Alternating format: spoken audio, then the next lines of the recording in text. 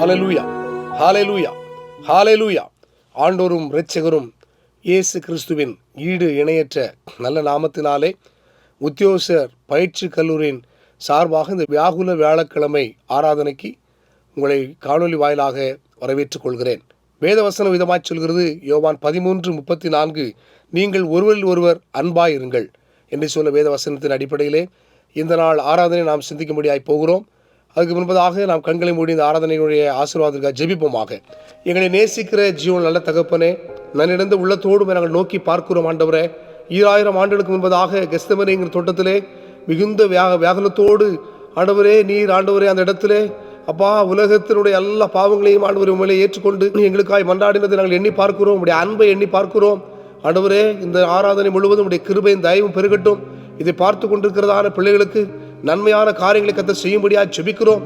ஆண்டவரே, அன்பில்லாத ஜனங்களுக்கு அன்பை கர்த்தர் பெருகப்படும்படியாக வேண்டுகிறோம்.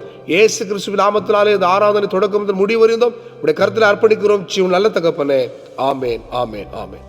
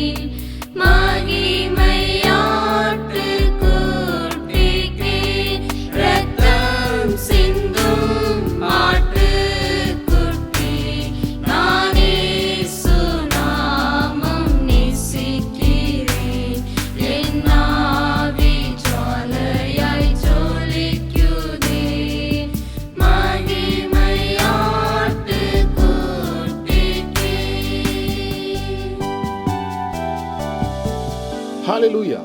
வாசிக்கும்படியாய் கொடுக்கப்பட்ட வேத பகுதி மத்தேயு நற்செய்தி நூல் 26ஆம் அதிகாரம் 36 46 வரை உள்ள வசனங்கள். மத்தேயு நற்செய்தி நூல் 26ஆம் அதிகாரம் 36 46 வரையுள்ள வசனங்கள். அப்பொழுது இயேசு அவர்களுடைய கெத்செமனே எனப்பட்ட இடத்திற்கு வந்து சீசர்களை நோக்கி, நான் அங்கே போய் ஜெபம் பண்ணும் அளவும் நீங்கள் இங்கே உட்கார்ந்திருங்கள் என்று சொல்லி பேதுருவையும் செபதேயுவின் குமாரர் இருவரையும் கூட்டிக் கொண்டு போய் துக்கமடையவும் வியாகுலப்படவும் தொடங்கினார். அப்பொழுது அவர், என் ஆத்துமா மரணத்திற்கு ஏதுவான துக்கம் கொண்டிருக்கிறது, நீங்கள் இங்கே தங்கி என்னோட கூட விழித்திருங்கள் என்று சொல்லி சற்று அப்புறம் போய் முகங்குப்புற விழுந்து, என் பிதாவே, இந்த பாத்திரம் என்னை விட்டு நீங்க கூடுமானால் நீங்கும்படி செய்யும். ஆகிலும் என் சித்தத்தின்படி அல்ல, உம்முடைய சித்தத்தின்படியே ஆக கடவுது என்று ஜெபம் பண்ணினார். பின்பு அவர் சீசரிடத்தில் வந்து அவர்கள் நித்திரை பண்ணுகிறதை கண்டு பேதுருவை நோக்கி, நீங்கள் 1 மணி நேரமாவது என்னோட கூட விழித்திருக்க கூடாதா? நீங்கள் சோதனைக்குட்படாதபடிக்கு விழித்திருந்து ஜெபம் பண்ணுங்கள். ஆவி உற்சாகம் உள்ளதுதான், மாம்சமோ பலவீனம் உள்ளது என்றார். அவர் மறுபடியும் இரண்டாம் தரம் போய், என் பிதாவே, இந்த பாத்திரத்தில் நான் பானம் பண்ணினால் ஒழிய இது என்னை விட்டு நீங்க கூடாதாகில் உம்முடைய சித்தத்தின்படி ஆக கடவது என்று ஜெபம் பண்ணினார். அவர் திரும்ப வந்தபோது அவர்கள் மறுபடியும் நித்திரை பண்ணுகிறதை கண்டார். அவருடைய கண்கள் மிகுந்த நித்திரை மயக்கம் அடைந்திருந்தது. அவர் மறுபடியும் அவர்களை விட்டு போய் மூன்றாம் தரமும் அந்த வார்த்தையை சொல்லி ஜெபம் பண்ணினார். பின்பு அவர் தம்முடைய சீசரிடத்தில் வந்து, இனி நித்திரை பண்ணி இளைப்பாருங்கள். இதோ மனுஷகுமாரன் பாவியருடைய கைகளில் ஒப்பு கொடுக்கப்படுகிற வேலை வந்தது. என்னை காட்டிக் கொடுக்கிறவன் இதோ வந்து விட்டான். எழுந்திருங்கள், போவோம் என்றார். ஆமேன். கர்த்ததாமே வாசித்த வசனங்களை கொண்டு நம் ஒவ்வொருவரையும் அதிகமாய் ஆசீர்வதிப்பாராக. ஆமென். ஹல்லேலூயா, ஹல்லேலூயா, ஹல்லேலூயா. கர்த்தருடைய பரிசுத்த நாமத்திற்கு மகிமை உண்டாவதாக. இந்த காணொலியின் வழியாக உங்களை காண்பதில் மிகுந்த மகிழ்ச்சி அடைகிறேன். உங்கள் அனைவரையும் ஆண்டவரும் இரட்சகரும் மீட்பருமாய் இருக்கிற இயேசு கிறிஸ்துவின் ஈடு இணையற்ற நல்ல நாமத்தினாலே அன்போடு கூட வாழ்த்தி வரவேற்றுக் கொள்ளுகின்றேன். இன்றைய தினம் வியாகுல வியாழன். அதனை குறித்த தெய்வ செய்தியை உங்களோடு கூட பகிர்ந்து கொள்ளும்படியாய் தேவன் கொடுத்த இந்த நல்ல வாய்ப்புக்காக கர்த்தரை நான் ஸ்தோத்தரிக்கிறேன், மகிமைப்படுத்துகிறேன்.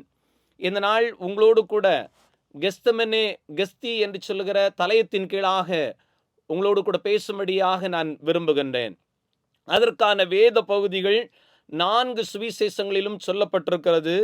மத்தேயு எழுதின நற்செய்தி நூல் 26ஆம் அதிகாரம் 36வது வசனத்திலிருந்து 50வது வசனம் வரைக்கும், மார்க் எழுதின நற்செய்தி நூல் 14வது அதிகாரம் 32வது வசனத்திலிருந்து 46வது வசனம் வரைக்கும், லூக்கா எழுதின நற்செய்தி நூல் 22வது அதிகாரம் 39வது வசனத்திலிருந்து 46வது வசனம் வரைக்கும், யோவான் எழுதின நற்செய்தி நூல் 18வது அதிகாரம் 1லிருந்து 5 வரை உள்ள வசனங்களிலும் இந்த வேத பகுதியை, இந்த நாள் நிகழ்ச்சிக்குரிய அந்த பகுதியை நீங்கள் வாசிக்க முடியும். எனக்கு அன்பான தேவனுடைய பிள்ளைகளே, சிந்தனைக்காய் எடுத்துக்கொண்டதான வேத பகுதி மத்தேயு எழுதின நற்செய்தி நூல் 26வது அதிகாரம் 36வது 37வது வசனம். அப்பொழுது இயேசு அவளோடு கூட கெத்செமனே எனப்பட்ட இடத்திற்கு வந்து சீசர்களை நோக்கி, நான் இங்கே போய் ஜெபம் பண்ணும் அளவும் நீங்கள் இங்கே உட்கார்ந்திருங்கள் என்று சொல்லி பேதுருவையும் செபதேவின் குமாரர் இருவரையும் கூட்டிக் கொண்டு போய் துக்கமடையவும் வியாகுலப்படவும் தொடங்கினார் என்று சொல்லி இந்த மத்தேயு எழுதின நற்செய்தி நூலிலே நாம் தெளிவாக வாசிக்கிறோம். அருமையானவர்களே, இந்த வேத பகுதியை உங்களுக்கு சொல்வதற்கு முன்பதாக இந்த கெத்செமனேயை குறித்து ஒரு சில காரியங்களை உங்களுக்கு சொன்ன பின்பு, இந்த கெத்செமனேயிலே ஆண்டவர் இயேசு எப்படி ஜெபித்தார் என்பதை குறித்து உங்களோடு கூட நான் பேசும்படியாக விரும்புகின்றேன். இந்த கெத்செமனே என்பதற்கு என்ன அர்த்தம் என்று சொன்னால், ஒலிவ எண்ணெய் தொட்டி என்ற அர்த்தம், இன்னொரு அர்த்தம் எண்ணெய் ஆலை, இன்னொரு அர்த்தம் ஒலிவ செக்கு என்று பொருள்படுகிறது. இந்த பகுதியானது 4 நற்செய்தி நூலிலும் கொடுக்கப்பட்டிருந்தாலும், குறிப்பாக மத்தேயு, மார்க்கு ஆகிய சுவிசேஷங்களில் மட்டுமே கெத்செமனே தோட்டத்திலே இயேசு ஜெபித்தார் என்று சொல்லி வேதம் நமக்கு தெளிவாக சொல்லுகிறது. மத்தேயு எழுதின நற்செய்தி நூல் 26வது அதிகாரம் 36வது வசனம், மார்க் எழுதின நற்செய்தி நூல் 14வது அதிகாரம் 32வது வசனம். இந்த கெத்செமனே என்பது ஒரு தோட்டம், அதிகமான ஒலிவ மரங்கள் நிற்கிறதான ஒரு தோட்டம், இயேசு வழக்கமாய் செல்லுகிறதான இடம். இது கெதரோன் ஆற்றை தாண்டி இருக்கிறதான ஒரு இடம். இயேசு எருசலேமிலிருந்து பெத்யானியாவிற்கு செல்லும் பொழுது எப்பொழுதெல்லாம் சொல்லுகிறார்களோ அப்பொழுதெல்லாம் செல்லும் பொழுது இந்த இடத்தை தாண்டி சொல்லுது வழக்கமான ஒன்றாயிருந்தது. இயேசுவை காட்டி கொடுத்த யூதாசும் இங்கு பல முறை வந்தான் என்று சொல்லி சரித்திர புத்தகங்கள் சொல்லுகிறது. அன்பான தேவனுடைய பிள்ளைகளே, இன்றைக்கு ஆண்டவர் இயேசு எப்படி ஜெபித்தார் என்பதை குறித்து உங்களோடு கூட நான் பகிர்ந்து கொள்ளும்படியாய் போகிறேன். முதலாவதாக வேதனையும் ஜெபமும். மத்தேயு எழுதின நற்செய்தி நூல் 26ஆம் அதிகாரம் 36வது வசனத்திலிருந்து 38வது வசனம் வரைக்கும் வாசிக்கின்ற பொழுது, ஆண்டவர் இயேசு கெத்செமனேக்கு வருகிறார். கெத்செமனே தோட்டத்திலே வருகின்ற பொழுது அவருடைய அன்பான சீசர்களான பேதுரு, யாக்கோபு, யோவான் ஆகிய 3 சீசரை அழைத்து கொண்டு வருகிறார். அழைத்து கொண்டு வந்த பின்பு ஆண்டவர் இயேசு அந்த சீசர்களை நோக்கி சொல்லுகிறார், நீங்கள் இங்கே ஜெபியுங்கள் என்று சொல்லி ஆண்டவர் துக்கப்படவும் வியாகுலப்படவும் தொடங்கினார். மாத்திரமல்ல, அவர்களை ஜெபிக்க சொல்லிவிட்டு ஆண்டவருடைய வேதவசனம் மீதுமாய் சொல்லுகிறது, என் ஆத்துமா மரணத்திற்கு ஏதுவான துக்கம் கொண்டிருக்கிறது, நீங்கள் இங்கே தங்கி என்னோடு கூட விழித்திருங்கள் என்று சொல்லி ஆண்டவர் இயேசு என்ன செய்கிறார் என்று சொன்னால் ஜெபிக்கிறார். அவருடைய வியாகுலத்தை இங்கே கெத்செமனே தோட்டத்திலேயே ஜெபிக்கிற அந்த ஜெபத்தை நாம் பார்க்கிறோம். என்னவென்று சொன்னால், இந்த மனவேதனை, வியாகுலம், அப்படியே அவர் அனுபவிக்க போகிறதான மரணத்தினுடைய அந்த சூழல், இவைகள் எல்லாவற்றையும் கண்டு இயேசு மிகுந்த வேதனையோடு கூட, மிகுந்த வியாகுலத்தோடு கூட ஜெபிக்கிற ஒரு அனுபவத்தை நாம் இங்கே பார்க்கிறோம். இயேசுவுக்கு இது நன்றாக தெரிந்ததுதான். இயேசு நம்மை போல மனுஷராக இருந்தார். அவர் 100% மனிதனாகவும் 100% தெய்வமாகவும் அவர் இருந்தார்.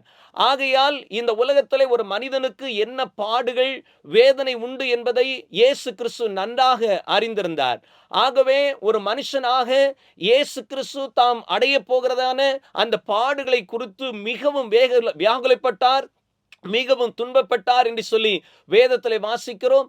ஆகவே அதை சரி செய்வதற்காக தான் இந்த கெத்செமனே என்று சொல்கிறதான தோட்டத்திலே ஆண்டவர் இயேசு அங்கே போய் வியாகுலப்படவும் துக்கப்படவும் ஜெபித்தார் என்று சொல்லி வேதத்திலே நாம் தெளிவாக வாசிக்கிறோம். காரணம் என்னவென்று சொன்னால், இந்த உலகத்திலிருந்து பிதாவிடத்திலிருந்து நான் பிரிக்கப்பட்டு போகிறேனே என்று சொல்கிறதான அதிவேதனை கொண்டவராக வியாகுலப்பட்டு ஜெபிக்கிறார். ஆண்டுடைய பாதப்படியில் நின்று ஜெபிக்கிறான். ஆண்டவரே, இந்த பாத்திரம் என்னை விட்டு நீங்க கூடுமானால் நீங்கும்படி செய்யும், ஆகிலும் என்னுடைய சித்தத்தின்படி அல்ல, உம்முடைய சித்தத்தின்படியே ஆக கடவுது என்று சொல்லி 3 முறை ஆண்டவர் இயேசு ஜெபிக்கிறார். 39வது வசனம், மத்தேயு எழுதின நற்செய்தி நூல் 26ஆம் அதிகாரம் 39வது வசனம், 42வது வசனம், 44 ஆகிய இந்த வசனங்களை நாம் வாசிக்கும் பொழுது அவர் 3 முறையும் அதே வசனத்தை சொல்லி ஜெபிக்கிறதை இந்த வேத பகுதியிலே நாம் தெளிவாக வாசிக்கிறோம். ஆண்டுடைய ஏக்கம் என்ன? ஆண்டவரே, இந்த பாத்திரம் என்னை விட்டு நீங்க கூடுமானால் நீங்கும்படி செய்யும், ஆகிலும் என்னுடைய சித்தத்தின்படி அல்ல, உம்முடைய சித்தத்தின்படி ஆக கடவுது என்று சொல்லி பிதாவிடத்திலே பூரணமாய் தன்னை ஒப்பு கொடுக்கிறதை பார்க்கிறோம். எப்படியாகிலும் இந்த சிலுவை மரணத்திலிருந்து எனக்கு ஒரு விடுதலை உண்டா என்று சொல்லி ஆண்டவர் எதிர்பார்க்கிறார். ஆனால் ஆண்டுடைய சித்தம் இந்த மரணத்தின் வழியாக தான் இந்த மனுகுலத்திற்கு ரட்சிப்பு என்பதை பிதா அறிந்தபடினாலேயே அவர் மிகவும் வேதனைப்பட்டு இயேசு ஜெபிக்கிறதை இந்த வேத பகுதியில் நாம் பார்க்கிறோம். ஏனென்றால் நம்முடைய ஆண்டவர் இயேசு நம்முடைய பலவீனங்களை குறித்து பரிதபிக்க கூடாத பிரதான ஆசாரியராய் இராமல், நம்மை போல எல்லாவற்றிலும் பாடமித்த பிரதான ஆசாரியரே நமக்கு நியமிக்கப்பட்டிருக்கிறார் என்று சொல்லி எபிரேயத்தை ஆக்கிய ஆக்கியோன் 4ஆம் அதிகாரம் 15வது வசனத்திலே சொல்லுகிறார். மார்க் எழுதின நற்செய்தி நூல் 10வது அதிகாரம் 45வது வசனத்திலே, அப்படியே மனுஷகுமாரனும் ஊழியம் கொள்ளும்படி வராமல் ஊழியம் செய்யவும் அநேகரை மீட்கும் பொருளாக தம்முடைய ஜீவனை கொடுக்கவும் இந்த உலகத்திற்கு வந்தார் என்று சொல்கிறதான அந்த வேதவசன நிறைவேறத்தக்கதாய் இப்பொழுது அவர் ஊக்கமாய் இந்த கெத்செமனே தோட்டத்திலே ஜெபிக்கிறதை வேதத்திலே நாம் பார்க்கிறோம். இரண்டாவதாக இரத்த வேர்வையும் ஜெபமும். லூக்கா எழுதின நற்செய்தி நூல் 22வது அதிகாரம் 44வது வசனத்தை வாசிக்கும் பொழுது, அவர் மிகவும் வியாகுலப்பட்டு அதிக ஊக்கத்தோடே ஜெபம் பண்ணினார். அவருடைய வேர்வை இரத்தத்தின் பெருந்துளிகளாய் தரையிலே விழுந்தது என்று சொல்லி வேதத்திலே வாசிக்கிறோம். அவ்வளவு பெரிய மனவேதனையை இயேசு இங்கே சகித்து கொண்டிருக்கிறார். தன்னுடைய வேதனையை எங்க சொல்லுவது என்று சொல்லி அவருக்கு தெரியாதபடி அந்த கெத்செமனே தோட்டத்திலே வேர்வை கொட்ட கொட்ட இரத்தம் சிந்த இயேசு அங்கே ஜெபிக்கிறார். ஒரு புத்தகத்திலே நான் விதமாய் வாசித்தேன், அவருடைய மனவேதனை நிமித்தம் வேர்வை சுரப்பிகள் அருகில் இருக்கிறதான சிறு சிறு இரத்த குழாய்களை வெடித்து இரத்த வேர்வையுடன் கலந்து வந்ததாக அந்த புத்தகத்திலே நான் வாசித்தேன். என கருமையான தேவனுடைய பிள்ளைகளே, அவ்வளவு பெரிய வேதனை அவருக்குள்ளார் இருந்தது. அந்த வேதனையினுடைய வெளிப்பாடுதான் இரத்தத்தின் வேர்வையாக வெளிவந்தது என்று சொல்லி இந்த வேத பகுதியிலே நாம் தெளிவாக வாசிக்கிறோம். ஆகையால் தான் சரித்திர புத்தகத்திலே வாசிக்கும் பொழுது அங்கே ஒரு இரத்த வேர்வை கொண்ட பாறையும் இருப்பதாக சரித்திர ஆசிரியர்கள் சொல்லுகிறார்கள். காரணம் என்னவென்று சொன்னால், இயேசு இவ்விதமாய் வியாகுலப்பட்டு மிகுந்த இரத்த வேர்வையோடு கூட ஜெபித்தனுடைய அந்த நிலைதான் என்று சொல்லி சரித்திர ஆசிரியர்கள் சொல்லுகிறார்கள்.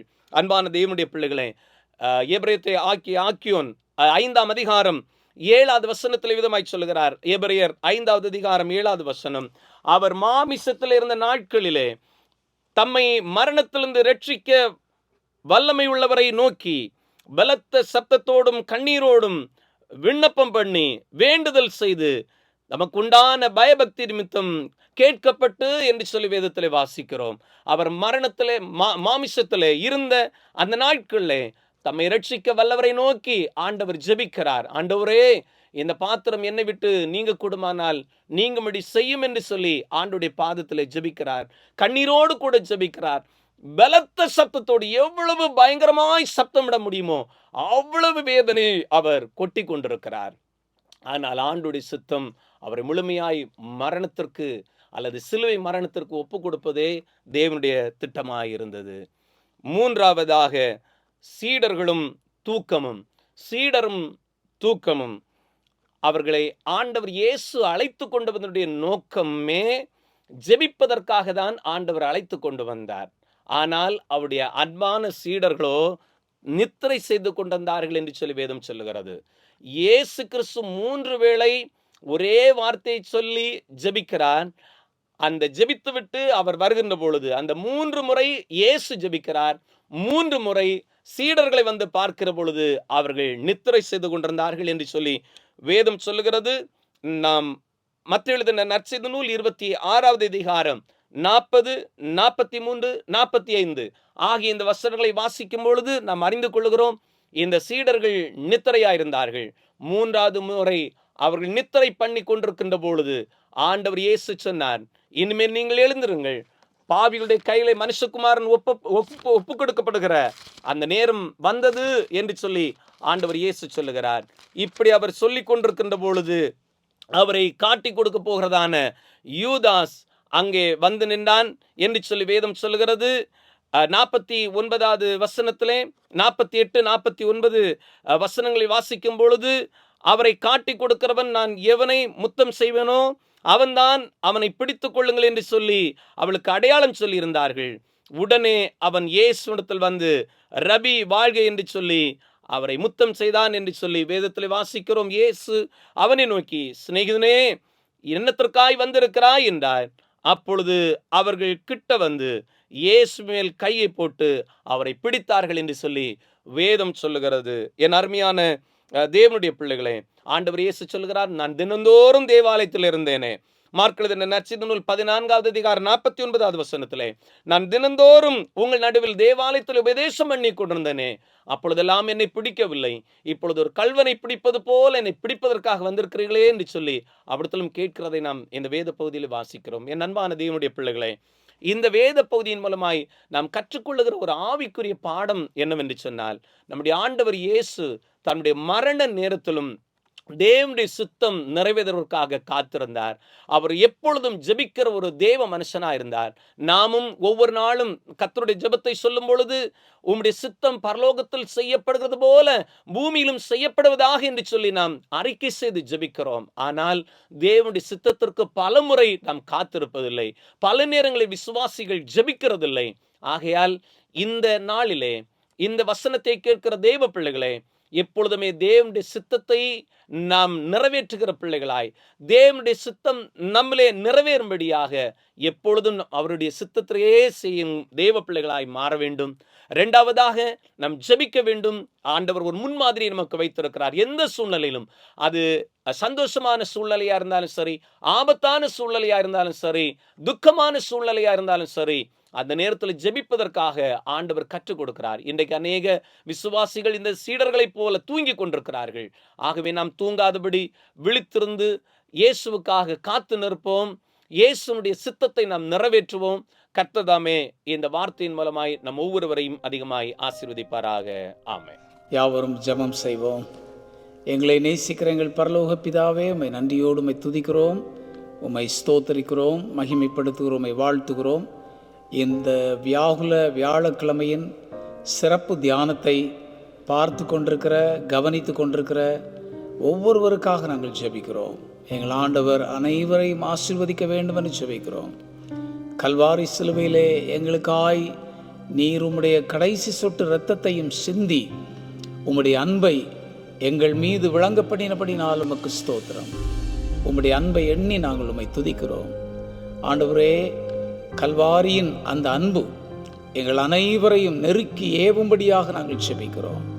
ஆண்டவரே, இந்த வியாகுல வியாழக்கிழமையில் நீர் அடைந்த பாடுகளை தியானிக்க எங்கள் ஆண்டவர் எங்களுக்கு கிருபை கொடுத்தீர். அதற்காக உமக்கு ஸ்தோத்திரம்.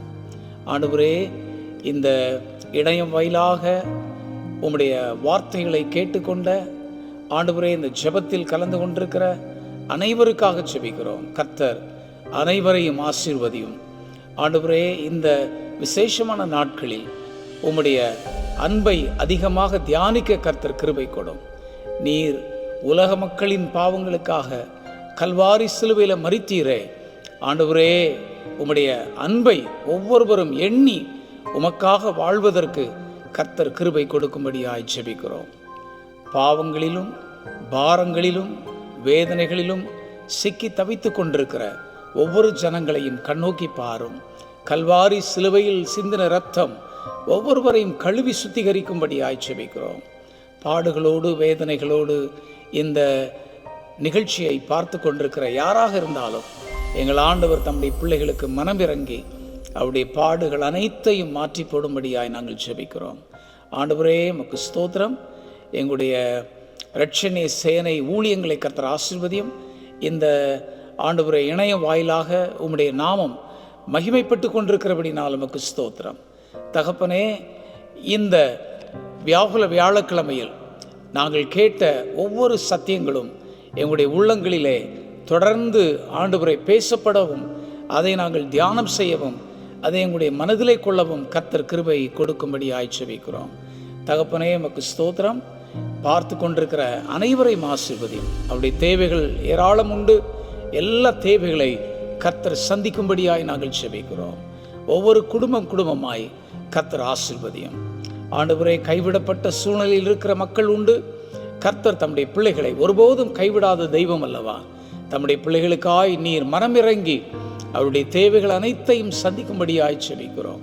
ஆண்டவரே, கண்ணீரோடு இருக்கிற ஜனங்கள் உண்டு. எல்லாருடைய கண்ணீரை கர்த்தர் துடைக்கும்படியாய் செபிக்கிறோம். வியாதியோடு இருக்கிற ஜனங்கள் உண்டு. அப்படி வியாதிகள் எப்பேற்பட்ட வியாதியாக இருந்தாலும் கல்வாரி சிலுவையில் சிந்தின இரத்தத்தின் துளிகள் வியாதிப்பட்டவருடைய சரீரத்திலே படவும் அவர்கள் பரிபூர்ண சுகம் அடையும்படியாக நாங்கள் செபிக்கிறோம். ஆண்டவரே, தேவைகள் அநேகம் உண்டு. எல்லா தேவைகளை ஜனங்களுக்கு சந்திக்கும்படியாய் செபிக்கிறோம். படித்து கொண்டிருக்கிற மாணவர்களுக்காக, மாணவிகளுக்காக செபிக்கிறோம். கர்த்தருடைய விசேஷித்த ஞானத்தினால் அவர்களை நிரப்பி அவருடைய ஆண்டவரை கல்வியில் சிறந்து விளங்க கர்த்தர் உதவி செய்யும். அவருடைய பிள்ளைகளை கர்த்தர் உயர்த்தி மேன்மைப்படுத்தும்படியாய் செபிக்கிறோம். ஆண்டவரே, உமக்கு ஸ்தோத்திரம். துதி, கனம், மகிமை யாவற்றையும் உமக்கே நாங்கள் ஏறெடுக்கிறோம். உலக மக்களின் பாவங்களுக்காக மரித்த ஒரே தெய்வம் அல்லவா நீர்? உம்முடைய அன்பை எண்ணி நாங்கள் உமக்கு நன்றி செலுத்துகிறோம். துதி, கனம், மகிமை யாவற்றையும் உமக்கு ஏறெடுக்கிறோம். இயேசுவின் நாமத்தில் ஜெபிக்கிறோம் எங்கள் பரலோக பிதாவே, ஆமென். இப்பொழுது நம்முடைய கர்த்தராகிய இயேசு கிறிஸ்துவின் கிருபையும் பிதாவாகிய தேவனுடைய அன்பும் பரிசுத்த ஆவியானவருடைய ஐக்கியமும் சிநேகமும் சமாதானமும் கிருபையும் பாதுகாவலும் தெய்வ பிள்ளைகளே உங்கள் அனைவரோடும் சதா காலங்களிலும் நிறைவாய் நிறைவாய் நிறைவாய் தங்கியிருப்பதாக. ஆமேன், ஆமேன், ஆமேன். ஹல்லேலூயா.